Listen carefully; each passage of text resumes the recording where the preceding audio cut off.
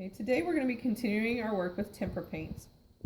And we've been experimenting with different texture techniques, pointillism, hatching, cross-hatching, and applying that to our painting. And so hopefully you've had a lot of practice with that. And today we're going to start on the next step, and that is learning how to create depth. Now in drawing, you have done a lot of depth creation because you have talked about background, middle ground, and foreground. And today I'm going to show you how to create background, middle ground, and foreground in your painting. The easiest way to create depth in your painting is to overlap.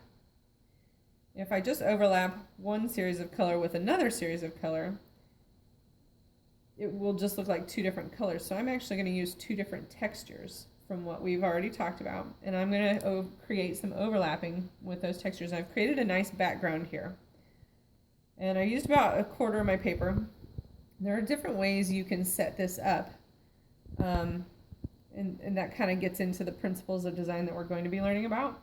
But when you balance your artwork out, you can balance it so that like half of it is one color and then half of it is going to be another color, or you can have 2 or 3 different textures for your background. But I'm going to show you what I mean by that here in just a second. So I've got a background here, and the next thing I'm going to do is I'm going to create another layer by overlapping another plane, I guess you would say. So when I come into this is drying. I'm talking and letting it dry a little bit so that my colors won't blend too much because I want to keep my yellow pretty bright. I'm going to come in and I'm actually going to switch to a round brush in a minute here. I like the round brush for doing the pointillism. When I come in with an overlapping process, you want to show what's in the back, and then the next layer, and then the next layer, and so on. So I'm going to create a line here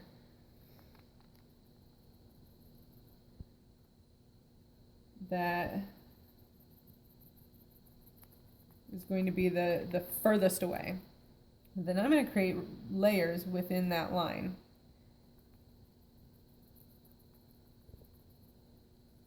So I'm going to make this darker here and have it get lighter as it goes out towards the edge. Okay, so I'm shading basically, and creating a value scale from darker green to a more lime green.